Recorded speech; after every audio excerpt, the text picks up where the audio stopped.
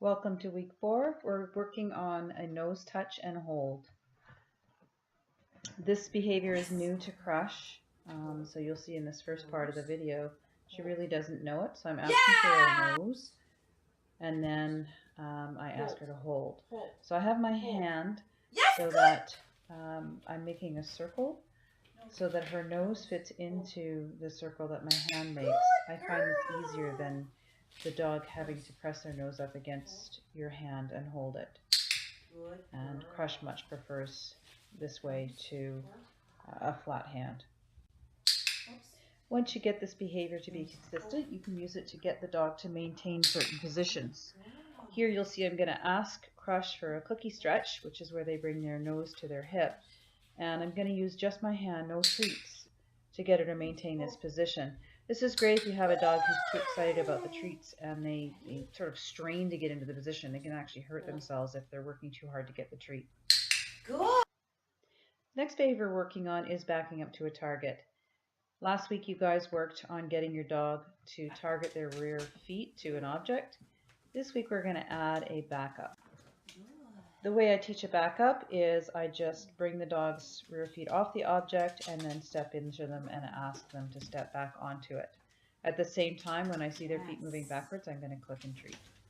And obviously, gradually, I'm just going to increase the distance that the dog can go backing up onto the object.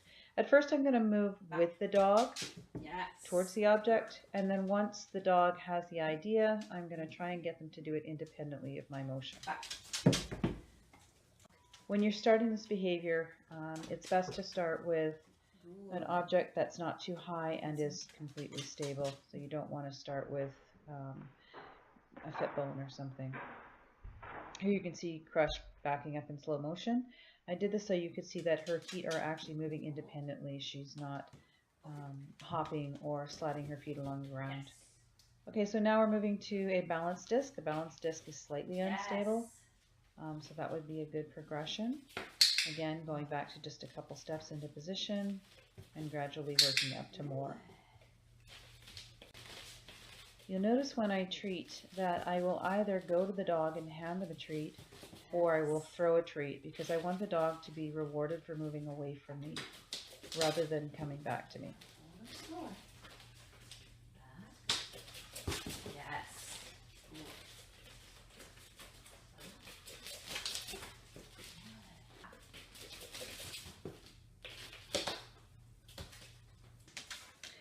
Here's Crush moving the back up to a fit bone. When you're working with an unstable surface like this, make sure that you put the dog on the fit bone first so that it doesn't make them feel insecure about having it move when they hit it. Okay. Yes, good girl. Here's Crush backing up to a donut. Donut is quite a bit higher, so it's more difficult for the dog to do. They have to really engage their core to get up on it. The other thing I like to do is with the donut, I get them back feet up and then I stretch them forward to try and get a little bit of a psoas stretch. If you're doing this for the first time, make sure you have the donut up against a wall.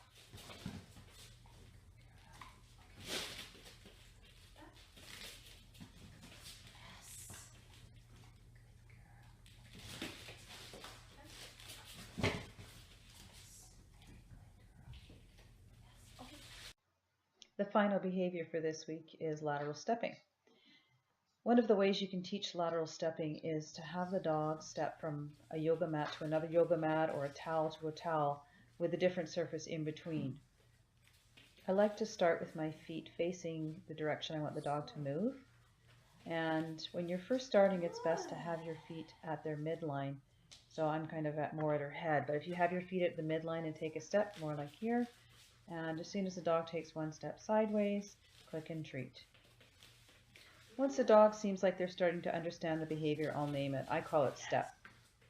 And I like to be more facing the dog, stepping sideways myself once they understand it. I just find it a little more comfortable than walking into the dog.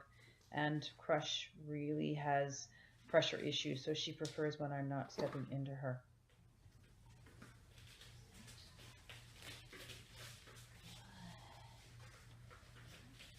the dog understands the lateral stepping, you can add it to a target. Here I'm using the rocker board, and you'll see Crush lifts her same side back and front leg onto the rocker board and targets it. Don't be in any hurry to get this behavior.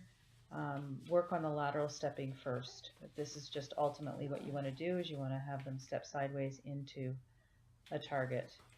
And you can use anything that has a bit of a slant to it. I would probably slant it a little more than I have the rocker board. You can see Crush is reaching really high here, and that's hard for them, so you don't really want to start at that level.